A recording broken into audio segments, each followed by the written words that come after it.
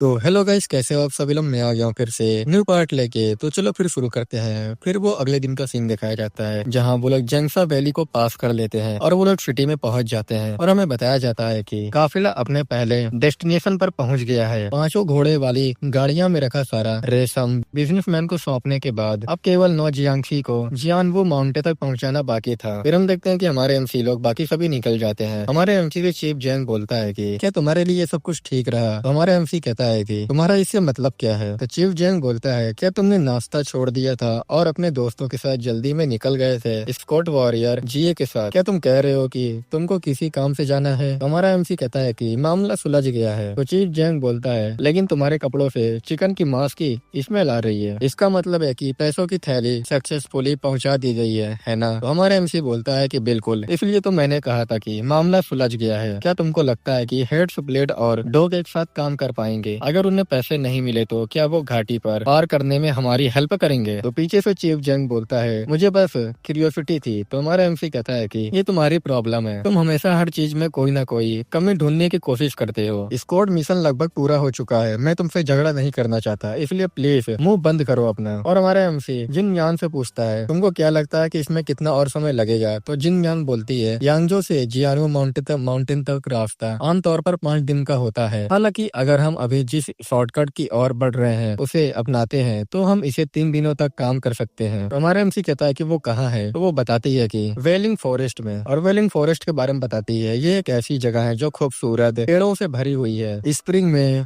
उस विशाल जंगल में चारों ओर सुंदर फूल खिलते हैं और ऑटम के इस मौसम में हम खाने के लिए चेस्टनट और हेजलनट तोड़ सकते हैं। तो हमारा एमसी कहता है कि तो क्या इससे हम अपने डेस्टिनेशन तक जल्दी पहुंचेंगे और खूबसूरत नजारों का आनंद ले पाएंगे। लोग अक्सर उस रास्ते को क्यों नहीं चुनते, इसके पीछे कोई ना कोई रीजन तो जरूर होगा। तो जिन यान बोलती है मर्चेंट और स्क्वाड एजेंसियां वहाँ से अक्सर गुजरती थी, लेकिन लगभग 20 साल पहले ड्रैगन ग्लोरी कल्ट और उनके सबऑर्डिनेट के प्रकट होने के बाद से लोग वहाँ जाना बंद कर दिए हैं। हमारा एमसी कहता है कि ड्रैगन ग्लोरी कल्ट। पीछे से चीफ जैंग बोलता है कि सिर्फ उसका नाम ही अच्छा है, वो सच में एक एबल कल्ट है जो एक ऐसे गॉड की पूजा करते हैं जिसके बारे में किसी को कोई जानकारी नहीं है। वो आपस में अजीबोगरीब हरकतें करते हैं और तरह तरह की मिस्ट्री बीमारी से पीड़ित रहते हैं, क्योंकि उनका मानना है कि वो एक नॉर्मल पर्सन के बॉडी के उन्हें अंगों को काट कर अपने अंगों को ठीक कर सकते हैं। वो दूसरे लोगों का शिकार करते हैं, यहाँ तक कि बड़े मर्चेंट अलायंस के गार्ड और उनके साथ चलने वाले वॉरियर भी उनके हाथों मारे जा रहे थे। इसी वजह से स्क्वाड एजेंसियों ने मिलकर उन्हें कई बार अपने काबू में करने की कोशिश की, लेकिन क्योंकि वेलिंग फॉरेस्ट बहुत बड़ा है, कल्ट का लीडर हर बार भागने में मदद के लिए जाल और रणनीतियों का इस्तेमाल करता था। उनके जासूस हमेशा उस जंगल में कहीं न कहीं छिपे रहते थे। हालांकि जर्नी का समय कम किया जा सकता है अगर हम वेलिंग फॉरेस्ट की ओर जा रहे हैं, हमें तुरंत रुकना होगा। अभी तो जिन लियांग ये सब बातें सुनकर कहती है कि मैं तुम्हारी चिंताओं को समझती हूँ, लेकिन जब तक तुम मेरे साथ हो तुमको कुछ नहीं होगा, इसलिए इसके बारे में तुम चिंता मत करो। तो चीफ जंग बोलता है कि तुम क्या करने जा रहे हो। तो जिन यान बोलती है ये इन्फॉर्मेशन कुछ हद तक सही है, इसलिए मैं तुमको सीधे सीधे बता देती हूँ। वेलिंग फॉरेस्ट के अनुयायी मेरे ग्रैंडपा से बहुत भयभीत हैं और हमें बताया जाता है कि ग्रुप रात में वेलिंग फॉरेस्ट में पहुंच गए। हमारा एमसी घोड़े से उतर के अपने मन में कहता है कि मुझे अभी तक उस डेमन कल्ट की सिचुएशन के बारे में कुछ भी नहीं पता है। हम जैंगसा वैली को पार करने के बाद से ही एक दिन आगे चल रहे हैं और वेलिंग करते जंगल को पार करके हम एक और दिन जीत सकते हैं। मेरे पिछले लाइफ की जर्नी की तुलना में हम 2 दिन आगे हैं और हमारा रास्ता पूरी तरह से अलग है। अगर 2 दिन बाद भी सब कुछ ऐसा ही रहा तो किंगमा माउंटेन की टहलती में एक मार्शल आर्ट प्रकट होगा और सभी पोर्टर और स्क्वाड वॉरियर को डिस्ट्रॉय कर देगा और जान से मार देगा। समय और प्लेस दोनों को ध्यान में रखते हुए मेरे पिछले लाइफ में ग्रुप की हत्या करने वाले लॉर्ड के प्रकट होने की संभावना बहुत कम है। हालांकि जब तक ये सब खत्म नहीं हो जाता मुझे अपनी गार्ड डाउन नहीं करनी चाहिए। तभी वहाँ पर गाबुल आता है और कहता है कि चीफ स्क्वाड। तो हमारा एमसी कहता है कि सिक्योरिटी कैसी चल रही है। तो गाबुल बोलता है कि हमने लगभग 30 मीटर के दायरे में छानबीन की, लेकिन कोई भी सस्पिशियस एक्टिविटीज नहीं दिखी है। इसके अलावा 2 स्क्वाड वॉरियर और 3 पोर्टर की पहरेदारी टीम भी होंगी जो हर घंटे बदलती रहेंगी। हमारा एमसी कहता है कि सिक्योरिटी की संख्या बढ़ाकर 4 कर दो और सभी से रिक्वेस्ट करो कि वो आग ना जलाएं। साथ ही मैं पहले सेंट्रियम टीम में शामिल होऊंगा। तो पीछे से जिंयान बोलती है मैं ये बात पहले ही कह चुकी हूँ, लेकिन अगर ड्रैगन ग्लोरी फ्लड प्रकट होता है तो मैं डेफिनेटली उनसे निपट लूंगा। आज इतनी ठंड है कि बिना आग जलाए जिंदा रहना इम्पॉसिबल है। तो हमारा एमसी बोलता है अगर हम यहाँ से चुपचाप निकल सकते हैं तो इतना शोर मचाने की कोई जरूरत नहीं है। फिर हमारा एमसी चीफ जैंग से पूछता है क्या क्या पॉटर हॉर्स राइडिंग बेहतर हो रहे हैं? तो चीफ जंग बोलता है उन्हें जल्दी सवारी करने में कोई प्रॉब्लम नहीं होगी। तो हमारा एमसी कहता है कि तो 3 दिन काफी थे, है ना? तो चीफ जंग बोलता है कि आखिरकार वो दिन भर हॉर्स की सवारी करते रहे हैं। तो हमारा एमसी कहता है कि ये तो राहत की बात है, और उसके सामने ग्रेड करते हुए कहता है कि पिछले 3 दिनों से एक बेवकूफ जुरन स्कॉट के ऑर्डर का पालन करने के लिए तुम्हारा शुक्रिया। मैं अपने मिस बिहेवियर के लिए तुमसे माफी मांगना चाहता हूँ। जैसे प्रॉमिस किया गया था, कल आप फिर से मैन स्कॉट बनेंगे। मुझे उम्मीद है कि आप हम सभी को सुरक्षित वापस ले जाएंगे। तो चीफ जंग बोलता है कि वेल ऑफ कोर्स मैं करूंगा। तो हमारा एमसी कहता है कि इसके बारे में बस इतना ही। अब बात करते हैं उन 9 जियांगसी के जिन्हें हम अभी ले जा रहे हैं। चियानचिया जियानजिया माउंटेन में मार्शल आर्टिस्टों के बीच हुई फाइट में सभी की मौत हो गई। तो चीफ जंग बोलता है कि इसे कंटिन्यू करो। तो हमारा एमसी बोलता है क्या तुमको इस फाइट के बारे में कुछ पता है? मैंने जो सुना है उसके अनुसार मेन गार्ड के पास ऐसी जानकारी तक पहुंच होती है जो स्क्वाड वॉरियर के पास नहीं होती। तो चीफ जंग बोलता है कि तुम अचानक ये सवाल क्यों पूछ रहे हो? हमारा एमसी कहता है कि आज सुबह मुझे कुछ मार्शल आर्टिस्टों की बातचीत सुनने का मौका मिला। उनका कहना है कि ये सिर्फ एक ग्रेट डेमन को हराने की कोशिश नहीं थी। तो चीफ जंग बोलता है कि जो इन्फॉर्मेशन पहले ही लीक हो चुकी है उसे छिपाने का कोई फायदा नहीं है। 1000 साल पुराने का एक लेजेंड की एक पुरानी अर्थवॉर्म है। हेनान सी पर स्थित बूजी माउंटेन पर रहने वाली हेवन और अर्थ की आत्मा के रूप में जानी जाती है। ये दिन के समय जमीन के बहुत नीचे सोता है और रात के चांदनी में नहाने के लिए बाहर आता है। इसमें इतनी एनर्जी है कि इसे खाने मात्र से 100 वर्षों की एनर्जी प्राप्त की जा सकती है। बेशक और भी कई मैजिकल और मिस्टिकल क्रिएचर मौजूद हैं, लेकिन प्रॉब्लम ये है कि किसी को हेवन और अर्थ की आत्मा ने जकड़ लिया है। अगर कोई मार्शल आर्टिस्ट या उससे भी बढ़कर कोई फर्स्ट ग्रेड का मार्शल आर्ट इसे हासिल कर ले, ये एक इनक्रेडिबल इवेंट होगा जो दुनिया के टॉप 10 मार्शल आर्ट मास्टर के नामों को बदल सकता है। हेवन और अर्थ की आत्मा को सबसे पहले जिस पर्सन ने एक्सपीरियंस किया वो एक नॉर्मल जड़ी बूटी एक्सपर्ट था। उसे इस बात का बिल्कुल भी अंदाजा नहीं था कि उसके हाथों में क्या है, इसलिए वो लोगों को इसके बारे में बताने लगा और किसी मार्शल आर्टिस्ट के हाथों उसकी मौत हो गई। उसे पता भी नहीं चला कि क्या हुआ। उसके बाद जिस पर्सन को हेवन और अर्थ की आत्मा मिली उसे एक ऐसे मार्शल आर्ट ने मार डाला जो उसे कहीं ज्यादा पावरफुल था। लगभग 1 महीने बाद जियांगसी प्रोविंस में एक ग्रेट डेमन आया। उसने इसे हासिल कर लिया। कहा जाता है कि वो हेवन और अर्थ की आत्मा को धारण करने वाला अंतिम पर्सन था। हमारा एमसी भी बोलता है कि ये वही ग्रेट डेमन है जिसके बारे में माओसान सेक्ट का ताऊदी बात कर रहा था, है ना? तो चीफ जंग बोलता है कि एकदम सही। तब वो ग्रेट डेमन जियांगसी और जो जियांग प्रोविंस के बीच जियांजिया माउंटेन में छिप गया। ऐसा कहा जाता है कि वहाँ स्पेकुलेशन के रूप में रहता है और जिन लोगों को वो जिंदा देखता है उनकी तस्वीर खींच लेता है और उन्हें हेवन और अर्थ की आत्मा को समर्पित करता है। ये सब बातें सुनकर जिन यंग बोलती है वो लोगों को हेवन और अर्थ की आत्मा को खिलाता है। वो बताता है कि हेवन और अर्थ की आत्मा बहुत ज्यादा पॉइजनस होती है। ऐसे रूमर्स है कि वो पदार्थों को बेअसर करने के लिए उन्हें इसे खिलाता है। हमारा एमसी कहता है कि तो क्या इसी वजह से सैकड़ों लोग मारे गए? और अपने मन में गुस्सा आ जाता है और कहता है कि मैं उन लोगों को कभी नहीं छोड़ूंगा। और वो बताता है कि बाद में 100 से ज्यादा मार्शल आर्ट के मास्टर ने मिलकर उस पर हमला कर दिया। हालांकि उनमें से आधे से ज्यादा या तो मारे गए या तो इंजर्ड हो गए। उस ग्रेट डेमन को भी सीरियस चोट आई और वो सिंसिया माउंटेन की गहराई में जाकर चिप गया। उसके बाद ऑर्थोडॉक्स और ऑर्थोडॉक्स दोनों से टिके स्किल मार्शल आर्टिस्ट सिंसिया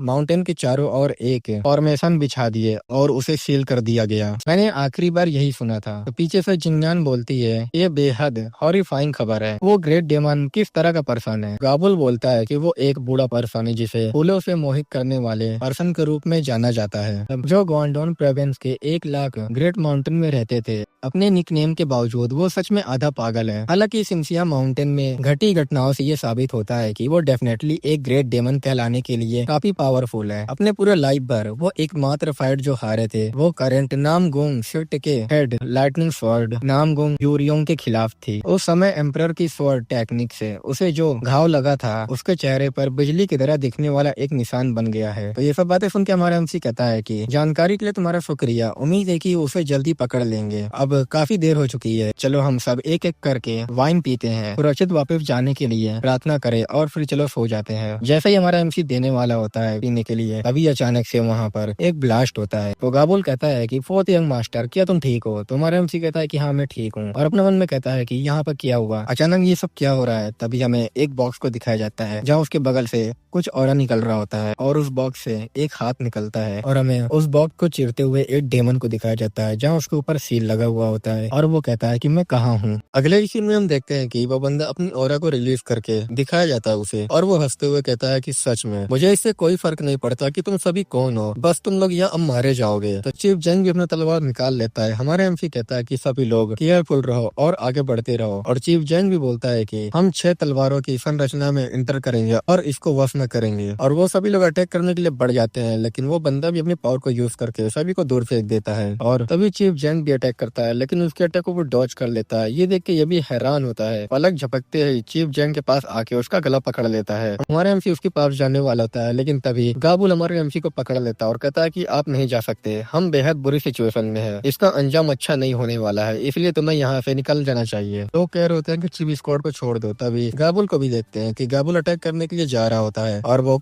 वो असॉल्ट 18 मूव्स को यूज करके उस पर अटैक करता है। लेकिन तभी अगले सीन में उसको भी गले से पकड़ के दोनों को उठा दिया जाता है। पीछे से एक स्क्वाड वॉरियर कहता है कि डैम इट, ये तो बिल्कुल भी पागलपन है। और हमारा एमसी सभी से कहता है कि सभी लोग भागो और मेक श्योर करो कि तुम उससे कम से कम 10 मीटर की दूरी पर रहो, अब जल्दी करो, जाओ। तो हमारे एमसी भी उसके पास आता है और ग्रिड करके कहता है कि मुझे माफ करना आपको न पहचानने के लिए, वेलकम है, मैं आपका इंतजार कर रहा था, फ्लावर वेनरेबल। और ये वही बंदा होता है जिसके बारे में हमारा एमपी थोड़ी देर पहले बात कर रहा होता है। चैप जीन भी अपने मन में कहता है कि फ्लावर वेनरेबल अपने मन में सोचता है क्या इस बच्चे ने मुझे पहचान लिया है। तो फ्लावर वेनरेबल हमारे एमपी से कहता है कि तुम कौन हो। तो हमारे एमसी कहता है कि इससे पहले कि मैं अपना इंट्रोडक्शन दूं, प्लीज मेरे उन साथियों को छोड़ दो जो आपकी देख रेख में है, अगर आप ऐसा करेंगे तो आपके साथ कुछ अच्छा होगा। तो ये बातें सुन के वो और दबाने लगता है गला और गुस्साते हुए कहता है कि क्या तुम मुझसे बातचीत करने की हिम्मत करते हो। हमारे एमसी उससे बोलता है अगर तुम सच में हमें मारना चाहते हो तो तुम्हारे लिए कुछ मक्खियों को मारना जितना आसान होता है, वैसे भी हमारे पास बचने का कोई रास्ता नहीं है, इसलिए जल्दबाजी करने की कोई जरूरत नहीं है, हालांकि ये शायद ज्यादा ना हो, प्लीज पहले इससे अपनी प्यास बुझा लो। और हम देखते हैं कि हमारे एमसी ने वाइन निकाला होता है, चीफ जैंग को दूर फेंक देता है। हमारा एमसी उसको उठा के कहता है कि क्या तुम ठीक हो। और दूसरी तरफ वो शराब पीते हुए कहता है कि ये तो शाओशिंग वाइन है ना, हांगजू के ये कमीने बहुत अमीर हैं, फिर भी इन्हें ये सस्ती शराब पसंद है, बस करो ये सब बकवास है, बताओ तुम मुझे कैसे पहचाना। और तुमने ये कहकर क्या मतलब निकाला कि तुम मेरा इंतजार कर रहे थे। मेरे शराब खत्म करने से पहले तुम सब कुछ अच्छे से समझा दो, अगर तुम ऐसा करने में फेल रहे या भागने की कोशिश करते हो तो याद रखना तुम्हारे साथ यही होगा और मैं तुम्हें मार दूंगा। तुम्हारे एमसी कहता है मैंने सियानचिया माउंटेन में हुए केओस के बारे में सुना और आपके पर्सपेक्टिव से इस पर सोचा, अगर मैं आपकी जगह होता और मुझे सीरियस चोट लगती, मैं इस रणनीति से कैसे बच सकता हूँ। सबसे पहले मैं गार्डों से बचते हुए हेवन और अर्थ की स्पिरिट को बाहर निकालने की कोशिश करूंगा। ऐसा करने का सबसे और एक मात्र तरीका ये है कि किसी मार्शल आर्टिस्ट को 100 को इसके लिए मेजबान के रूप में इस्तेमाल किया जाए। उसके बाद मैं अपने बॉडी से हेवन और अर्थ की स्पिरिट की सभी सेंट को इरेज कर दूंगा। फिर मैं अपने घावों को भरने के लिए सियानचिया माउंटेन की गहराई में चला जाऊंगा और हेवन और अर्थ की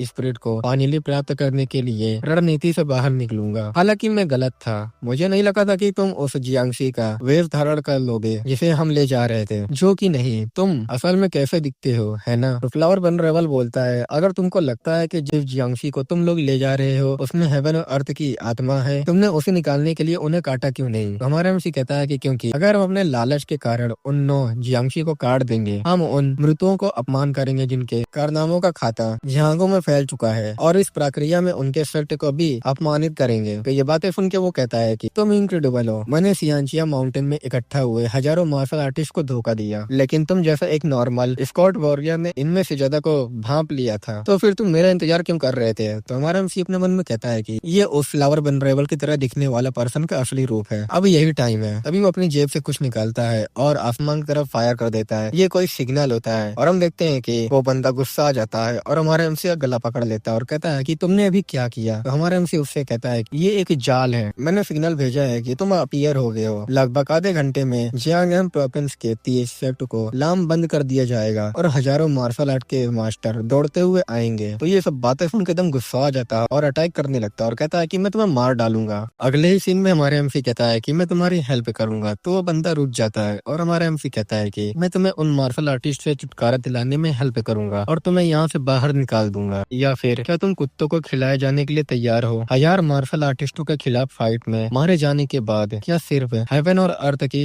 स्पिरिट को चुराने की कोशिश। तभी वो बंदा भी बोलता है कि तुमने मुझे पकड़ने के लिए अचूक जाल बिछाने की रणनीति अपनाई और अब तुम मुझे भागने में हेल्प करना चाहते हो। हमारा एमसी कहता है कि हाँ, लेकिन मेरी एक कंडीशन है, मुझे हेवन और अर्थ की स्पिरिट का आधा भाग चाहिए। तो ये बातें वो सुनता है और जोर जोर से हंसने लगता है और कहता है कि हाँ ये सही है, अब मुझे याद आ गया कि तुम कौन हो। जब उस ताऊदी ने मुझे और दूसरे जियांगसी को हेवनली ड्रैगन स्क्वाड एजेंसी में लाया, तुमने ही कहा था भले ही वो वॉर के मैदान में शहीद हुए वॉरियर ना हो, ये वो लोग हैं जिन्होंने देश के लिए अपने प्राणों का बलिदान दिया, क्योंकि किसी देश की पहचान उसके लोगों से ही होती है। जियांगू लोगों के लिए लाभ या सुविधा की परवाह किए बिना उन्हें परिवहन करना बिल्कुल सही है, लेकिन अब तुमने न केवल जियांगसी को चारा बनाकर जार रणनीति का इस्तेमाल किया, लेकिन क्या तुम भागने का रास्ता बताने के बदले में हेवन और अर्थ की स्पिरिट का आधा हिस्सा भी पाना चाहते हो? उस पुराने शिपमेंट मैनेजर ने तुम्हें फोर्थ यंग मास्टर कहा था, है ना? इसका मतलब है कि तुम स्कॉट किंग के फोर्थ सन हो। इतने वीर मैन से इतना बेकार कमीना कैसे पैदा हो सकता है? लेकिन इसका मतलब ये नहीं है कि मैं तुम्हें पसंद नहीं करता, ठीक है? अगर तुम मुझे यहाँ से सेफली निकाल सको तो मैं तुम्हें हेवन और अर्थ की आत्मा का आधा हिस्सा दे दूंगा, हालांकि लेकिन मैं बाकी लोगों को जिंदा नहीं रहने दे सकता। तो हमारा एमसी कहता है कि मैं कसम खाता हूँ, अगर मेरे साथियों में से एक भी मर गया तो मैं तुम्हें एक भी बात नहीं बताऊंगा। ये बातें सुनकर वो गुस्सा आ जाता है और अपनी ऑरा को रिलीज करते हुए कहता है कि मैं तुम्हारे मुंह, कान और आंखें फाड़ने से पहले उन सबको मार डालूंगा। देखते हैं उस समय तुम चुपचाप रह पाते हो या नहीं। तभी वहाँ पर जिन यान चिल्ला के कहती है कि लाइटनिंग स्वॉर्ड यहाँ पर आ रहा है। तो ये बातें सुन के कहता है कि क्या? तो जिन यान बोलती है कि नेट जाल को विकसित करने वाले मार्शल आर्टिस्टों में से एक लाइटनिंग स्वॉर्ड है, वो भी यहाँ आ रहा है। तो ये बातें सुन के ये बंदा बोलता है तुम हो कौन और तुमने आदमी का वेश क्यों बना रखा है? तो ये बातें सुन के वो दोनों शौक होते हैं और कहते हैं कि क्या ये लड़की है? तो जिनयान भी बोलती है कि मुझे पता था कि शब्दों का तुम पर कोई असर नहीं होगा, और अपनी स्वॉर्ड निकाल के लाइटनिंग टेक्निक का यूज करके अटैक करती है, जिससे वो पेड़ पे आके लग जाता है। ये देख के चीफ जेंग और गाबुल हैरान होते हैं और ये लोग कहते हैं कि क्या ये तो लाइटनिंग स्वॉर्ड की टेक्निक है। फ्लावर वेनरेबल बोलता है कि लाइटनिंग स्वॉर्ड से तुम्हारा क्या रिलेशन है? तो ये अपने बालों खोलते हुए कहती है मुझे खुशी है कि तुम अभी भी इस टेक्निक को पहचानते हो। लाइटनिंग स्वॉर्ड वोरियोंग मेरे ग्रैंडपा है। अब तुमको समझ आ गया होगा कि मैंने सिर्फ तुमको डराने के लिए उसका नाम लेकर झूठ नहीं बोला था, है ना? दूसरी तरफ ये लोग अपने मन में कह रहे होते हैं कि वो शुरू से ही एक वुमेन थी, और जिनयान बोल रही होती है अगर तुमने फोर्थ यंग मास्टर को मार डाला तो मैं कसम खाती हूँ कि यहाँ मौजूद हर कोई इंक्लूडिंग मैं हर तुमसे जान की बाजी लगाकर लड़ने की कोशिश करूंगी। हाँ हम सब शायद मर जाएं, लेकिन मुझे यकीन है कि हम तुमको कम से कम 15 मिनट तक यहाँ तो रोक पाएंगे। तो तुम क्या करोगे? तो फ्लावर वनरेबल बोलता है कि मैं 10 तक गिनूंगा, तब तक तुम लोग भाग जाओ, नहीं भागे तो मैं सबको मार डालूंगा। और वहाँ पर वो दोनों आने लगते हैं हमारे एमसी के पास और वो लोग कहते हैं कि फोर्थ यंग मास्टर के आप ठीक है? हमारा एमसी कहता है कि वहीं रहो, जल्दी से चीफ जेंग हमारे लोगों को यहाँ से लेकर अभी निकलो। तो बोलता है कि लेकिन फोर यंग मास्टर, हमारा एमसी चिल्ला के बोलता है कि समय नहीं है, जल्दी करो। तो बोलता है मैं आपकी ऑर्डर को एक्सेप्ट करता हूँ, कोर्ट का सामान यही छोड़ रहे हैं, जो पॉटर पैदल चलने में धीमे हैं वो घोड़ों पर सवार हो जाएं। वॉरियर जंगल से बाहर निकलते समय उनकी रक्षा के लिए 6 तलवारों की संरचना धारण करो। और वो लोग जा रहे होते हैं और हमारा एमसी अपने मन में कह रहा होता है कि उस जंगल में फूलों से मोहित करने वाली वृक्ष के अलावा भी अदर खतरे छिपे हुए हैं। Dragon glory cult internal martial art में माहिर है। फॉर्चुनेटली ऐसा लगता है कि मेन चीफ जेंग समझ गया है कि मैं क्या चाहता हूँ। किसी सुरक्षा कर्मी वॉरियर का सुरक्षा सामग्री के बिना भाग जाना एक अच्छी बात नहीं है। इस घटना से प्रोबेबली जान रियांगिंग और उनके साथ चल रहे वॉरियर की प्रतिष्ठा धूमिल हो जाएगी। हालांकि उस दाग के साथ जीना सभी पोर्टर और स्क्वाड वॉरियर को खोने से बेहतर है कि ऐसा किया जाए। इस ग्रुप के इंचार्ज मेन चीफ के रूप में ये उनकी जिम्मेदारी है। तभी हमारे एमसी के बाद जिन्यान लड़ती है, उसको उठाते हुए कहती है कि मैं बाद में समझाऊंगी कि मैंने मेल का वेश क्यों बनाया था। हमारे एमसी उससे कहता है कि तुम ये सब क्या कर रही हो, हमारे पास समय नहीं है, तुमको अभी तुरंत यहाँ से निकलना होगा। तो वो बोलती है कि मैं नहीं जाऊंगी, मैं भी तुम्हारे साथ रहूंगी। तो हमारा एमसी कहता है कि तुम ये क्या बात कर रही हो, जल्दी करो। तो वो बोलती है मैं आभारी हूँ कि आप मेरी रक्षा करना चाहते हैं, लेकिन अगर मैं गया तो लोगों को चोट लगेगी, साथ ही मैं इस जगह के ज्योग्राफी को किसी और से बेहतर जानती हूँ। तो ये सब बातें सुन के हमारे एमसी अपने मन में कहता है क्या वो ड्रैगन ग्लोरी कल्ट को लेकर चिंता हो रही है? क्या उसे डर है कि हमारे लोग मर सकते हैं? हमारा एमसी कहता है कि लेकिन तभी हम देखते हैं कि फ्लावर वनरेबल किसी को उठा लेता है और कहता है कि शांत हो जाओ, वो मेरे साथ आएगी, मुझे उससे और भी काम है। तो चलो फिर हमें बताया जाता है कि वेलन फॉरेस्ट से बाहर निकले हुए हमें 4 दिन हो चुके हैं, लेकिन वो फ्लावर वनरेबल ने ना तो मुझे मारा ना ही जिनयान को मारा। फिर वो लोग एक पहाड़ पे आ जाते हैं। हमारा एमसी कहता है कि तुम्हारा शुक्रिया, मुझे लगा कि मैं मरने वाला हूँ। फिर हमें बताया जाता है कि हम पहाड़ों में भटक रहे थे, ना तो हम खुद को धो पा रहे थे और ना ही कुछ खा पा रहे थे, जैसे कि हम किसी तरह के भिखारी हों। इसके अलावा फ्लावर वनरेबल को लुभाने वाला मैंने जिनयान से कहा कि वो अपनी ताकत बचा कर रखे, क्योंकि बाद में उसे कुछ काम देना था। हमारे एमसी से वो कहती है क्या तुम चाहते हो कि मैं उसे उठा लूं? हमारा एमसी कहता है कि कि नहीं, अगर उस बूढ़े आदमी को पता चल गया तो मुझे जिंदा मार डालेगा। और हमें बताया जाता है कि इसलिए मुझे जियांगशी को अकेले ही ढूंढना पड़ा। मैं एक दिन उसके टुकड़े टुकड़े कर दूंगा। हमारे एमसी से फ्लावर वनरेबल चिल्ला के कहता है कि तुम दोनों जल्दी करो। हमारा एमसी कहता है कि सर हम लोग आ रहे हैं। बस वो लोग एक केव में आ जाते हैं और वो लोग कांप रहे होते हैं। हमारे एमसी से वो कहता है कि अब तुम आग जलाने के लिए फ्री हो। मुझे लगता है कि हम काफी दूर आ गए हैं। हमारा एमसी आग भी जला लेता है। हमारा एमसी एक मेढक उठा के कहता है फ्लावर वनरेबल से, सर क्या मैं इसे उबाल कर खा सकता हूँ? तो वो बोलता है कि तुम इसे किस चीज में उबालने वाले हो? तभी हमारा एमसी इतनी नजर घुमाता है तो वहाँ पर एक कुकर होता है। हमारा एमसी उससे कहता है मुझे लगता है कि यहाँ पहले कोई रहता था, इसलिए कुछ यहाँ बर्तन पड़े हैं, तुमको नहीं लगता कि हम इसका यूज कर सकते हैं? तो फ्लावर वनरेबल कहता है कि तुम जैसा करना चाहो वैसा करो। तो हमारा एमसी वहाँ बनाने लगता है तो पूछता है कि तुम क्या कर रहे हो? तो हमारा एमसी कहता है कि मैं नूडल्स बनाने की कोशिश कर रहा हूँ। तो फ्लावर वनरेबल बोलता है तुमको आटा कहाँ से मिला? तो हमारा एमसी कहता है कि मैंने शुरू से ही कुछ अपने पास रखा हुआ था। ये बातें सुन के वो कहता है कि तुम मेढक क्यों उबाल रहे हो? तो हमारा एमसी कहता है कि ये कितना अमेजिंग बात है ना? आपको बस पानी में थोड़ा नमक और मांस डालना है और एक बेहतरीन खाना बन जाएगा। और हाँ, मैं आपसे वो खंजर उधार लेना चाहूंगा जो आपने मुझसे लिया था। तो वो बोलता है कि किस लिए? तो हमारा एमसी कहता है कि मुझे नूडल्स काटने के लिए इसकी जरूरत है, क्या तुम कुछ भी नहीं खाओगे? तो अपना सर ना हिलाते हुए कहता है कि उससे तो एक कटोरी नूडल्स भी नहीं बनेगा। तो हमारा एमसी उस खंजर को उठाते हुए अपने मन में कहता है कि जिस दिन उसने मुझे बंधक बनाया उसने मुझसे ये खंजर भी छीन लिया, लेकिन जब मैंने उससे कहा कि मैं इसे कुछ देर के लिए उधार लेना चाहूंगा, नाराज दिखने के बावजूद उसने मुझे वो चीज काफी आसानी से दे दी। शायद इसलिए क्योंकि अगर जिन यांग या मुझे कोई वेपन मिल भी जाए तो इससे कोई खास फर्क नहीं पड़ेगा उसे। हालांकि उसने फिर भी उसे अपने पास रख लिया था, शायद इसलिए कि कहीं हमें सोते समय उस पर हमला करने की कोशिश ना करें। हमारे एमसी से जिन यांग कहती है कि इसकी स्मेल तो बहुत अच्छी है। तो हमारा एमसी उससे कहता है तुम मेरे साथ में इसे खाना चाहोगी? तो वो बोलती है कि बिल्कुल मुझे पसंद है, ये नखरे करने का समय नहीं है। तो हमारा एमसी कहता है कि थोड़ा इंतजार करो, ये जल्दी तैयार हो जाएगा। हमारा एमसी उसको देता है तो वो लड़की कहती है कि मुझे तुमको धोखा देने का इरादा नहीं था, मैं रूप बदल के तुम्हें ढूंढने की बात कर रही हूँ। तो हमारा एमसी कहता है कि तुमने मुझे कभी धोखा नहीं दिया। तो ये बातें सुन के वो हैरान होती है। तो हमारा एमसी कहता है कि मुझे फील हुआ कि तुम वही स्कॉलर हो जो बैक्सियन रेस्टोरेंट में नई पीढ़ी के उभरते सितारों के बैठक में मौजूद थी। तो वो बोलती है कि तुमको कैसे पता चला? तो हमारा एमसी कहता है कि तुम्हारे कान के निचले हिस्से पर मौजूद उस धब्बे के कारण। तो ये सब बातें सुन के शर्माते हुए बोलती है कि ये तो एकदम रेडिकुलस है, क्या तुम ये कह रहे हो कि तुमने जानबूझकर नाटक किया जबकि तुम जानते थे कि मैं एक मेल होने का दिखावा कर रही थी? हमारा एमसी कहता है कि हाँ ये सही है, पहले तो मैंने भी उनकी बातों से हाँ मिलाई क्योंकि मुझे नहीं लगा था कि हम इतने अच्छे दोस्त बन जाएंगे, लेकिन फिर इस बारे में बात करने का कोई मौका ही नहीं मिला। इसके अलावा झूठ बोलने के बारे में शिकायत करने का कोई अधिकार नहीं है तुमको। तो बोलती है कि मुझे माफ करना। तो हमारा एमसी कहता है कि मुझे भी माफ कर देना। तो वो लड़की बोलती है लेकिन क्या हम सच में दोस्त हैं? तो हमारा एमसी भी उससे कहता है कि हमने साथ में बहुत कुछ झेला है, क्या इतना काफी नहीं है दोस्त कहलाने के लिए? तो जिन यान भी बोलती है कि हाँ ये तो सच है। और हमारा एमसी अपने मन में कहता है कि हालांकि हम यूं ही हाथ पर हाथ धरकर नहीं बैठ सकते। फ्लावर वनरेबल ने वो सब कुछ जब्त कर दिया जिसे हम वेपन के रूप में इस्तेमाल कर सकते थे, लेकिन एक चीज ऐसी है जो उसने हमसे नहीं छीनी है। हमारा एमसी फ्लावर वनरेबल से कहता है कि आपको नूडल का स्वाद कैसा लगा? मैंने सुना था कि मेढक का स्वाद कितना चिकन जैसा होता है और ये सच में ऐसा ही है। फिर हमारा एमसी एक बाउल उठाता है और फ्लावर वनरेबल को देते हुए कहता है कि सर आप बिल्कुल भी खाना नहीं चाहेंगे, ये आपकी सोच से कहीं ज्यादा लाजवाब है। तो वो बोलता है कि तुम ये सब खा सकते हो। और दूसरी तरफ जिस लड़के को वो लाया होता है उसके बॉडी में हाथ डालता है और उसको गले से पकड़ के उठा लेता है और कहता है कि ज्यादा हंगामा मत करो, अगर तुमने उसे चौंका दिया और वो भाग निकला तो तुम बड़ी मुसीबत में पड़ जाओगे। और तभी हम देखते हैं कि कुछ गोल्डन चिन्ह निकलता है और यही हेवन और अर्थ है, स्पिरिट होती है। ये देख के हमारा एमसी भी शौक होता है और वो हंस रहा होता है और कहता है कि देखो मेरे बच्चे मेरे सामने हैं, मैं तुम्हें आखिरी बार यंग और ताजा खून पिलाऊंगा, सारी लाल एनर्जी को धो डालो और केवल गोल्डन एनर्जी के साथ उभर आओ। क्या तुम जानते हो कि मैंने लोगों को हेवन और अर्थ की स्पिरिट को क्यों खिलाया? ऐसा इसलिए क्योंकि अगर कोई हेवन और अर्थ की स्पिरिट को यूं ही खा ले तो उसके इंटरनल अंग गल जाएंगे, इसलिए मैं इसके जहर को बेअसर करने के लिए जिंदा ह्यूमन का यूज कर रहा हूँ। तुमने कहा था कि तुम लाइटनिंग शॉट की पोती हो, है ना? तो बोलती है कि बिल्कुल नहीं, ऐसा नहीं हो सकता। तो वो बोलता है क्या तुमको लगता है कि हेवन और अर्थ की स्पिरिट को एब्जॉर्ब करने के बाद उससे मैं डरूंगा? मैं अपनी टेक्निक को पूरा करने के लिए तुम्हारी बलि दूंगा और तुम्हारा सर काट दूंगा और तब मैं तुम्हारा वो सर लाइटनिंग शॉट के सामने लाऊंगा। और जोर जोर से हंसने लगता है।